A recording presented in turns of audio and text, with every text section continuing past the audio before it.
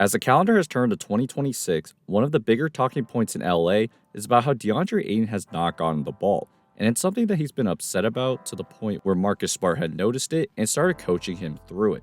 One of the biggest revelations of this season is that DeAndre Ayton has had much more chemistry with Austin Reeves than with Luka Doncic. Since Reeves has gone down, Ayton has averaged only 8 shots a game, which is about 2 to 3 shots less than his normal averages. Where Ayton prefers the ball is right in the pocket for him to face up. So when Reeves and Ayton run pick and roll, he's more willing to take that first read, so naturally Ayton gets more touches in his sweet spots. But for Luka, because he's a lot bigger and can make almost every pass, he's much more willing to probe, see what the defense is doing, and then make the pass. This is where Ayton has really struggled to get open. At times, it appears that he expects to be spoon-fed, but that's not necessarily what Luka wants to do, because he's also looking for kick-out passes to his teammates. One thing that stands out is Ayton's poor positioning.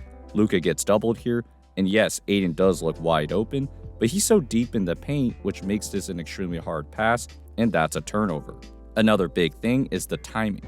So when Luka is on the wing, the Grizzlies are trying to double him, but because Ayton's watching Luka, he doesn't realize that there's an easy seal for him in the paint.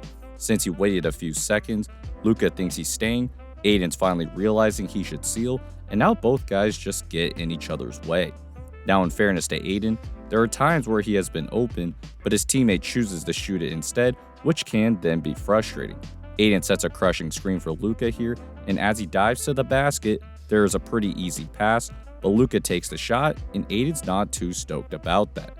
So as Smart kind of realized that Ayton was a little checked out, he started to try and do things to keep him engaged. For example, as the Lakers come down, Smart has an open 3, could also throw this to Jake LaRavia, or even just drive this in for a layup.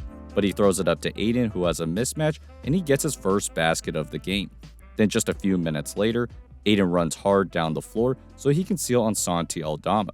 Smart finds him the ball, and he doesn't do anything with it, but Smart then gets the ball back to Ayton so that he's open again, and Ayton knocks down the jumper. And this is something that Smart has done to help Ayton get more engaged.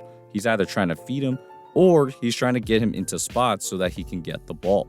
On this one, Ayton comes up to the free throw line, and Smart's telling him to go down to the dunker spot. And the reason is that with LeBron having the ball at the wing, Ayton could duck in here for a layup, but he's not positioned correctly, and that's a turnover instead. This in particular has been something that Smart is working with Ayton in his positioning. This time when Doncic is on the wing, Smart yells at Ayton to come closer to the free throw line. And the reason is that it's a better passing angle for Doncic to get it to Ayton. Now Doncic just took the 3 there, but just 2 nights later, the Lakers found themselves in a similar situation. This time LeBron is on the wing, and Ayton is hanging out at the 3-point line. But Smart tells him to get to the free throw line area. Now he doesn't look open, but once Landale comes to double, all of a sudden he's open, and that's an easy slam. His very inconsistent positioning and lack of physicality has really limited his touches. When Ayton is going through a frustrating stretch, one of the things he mentioned was how bigs can't feed themselves. And yes, he's not wrong about that, but I think he's not doing enough himself to get touches, something that Smart is trying to coach him through. So on this play, Ayton is setting a screen for Luka to come up, and now he's wide open in the paint by himself. But because he's not sealing, he's not an available option, even with Luka looking right at him. So after the foul, Smart goes up to him and is like, hey, you got to get your back turned so that he can feed you. This is something that the Lakers have implored Ayton to do, because when he does seal, especially in transition, the Lakers do get him the ball and he's able to finish. And you'll be surprised by how many opportunities there are for him to do this in transition or in the half court. On this double drag, Ayton slips to the basket and he thinks he's open, so he's looking for the ball. Now when the ball swings around the perimeter, there's an easy seal attempt for him on this small guard, but he's in the middle of nowhere just a frame later, so LaRavia has no choice but to try and make a play, and he finds Doncic, who then draws a foul. Here's one more. LeBron calls for Ayton to come up, and after the screen, Ayton has a head start on his man Jock Landale, so if he just seals him, he's got all the space in the paint to work with, but because he's just standing there, Landale gets back in front, and now he's lost the opportunity to get the ball. Out of all the criticisms of DeAndre Ayton, this to me is the most glaring. It's an opportunity for him to get more touches, but he's not putting in the work to fight for those touches. And I think if he understood where his opportunities lay, not only would he get the ball more, the Lakers offense also wouldn't have to go out of their way to feed him the ball. If there's one guy that I think he should watch, it's Chet Holmgren.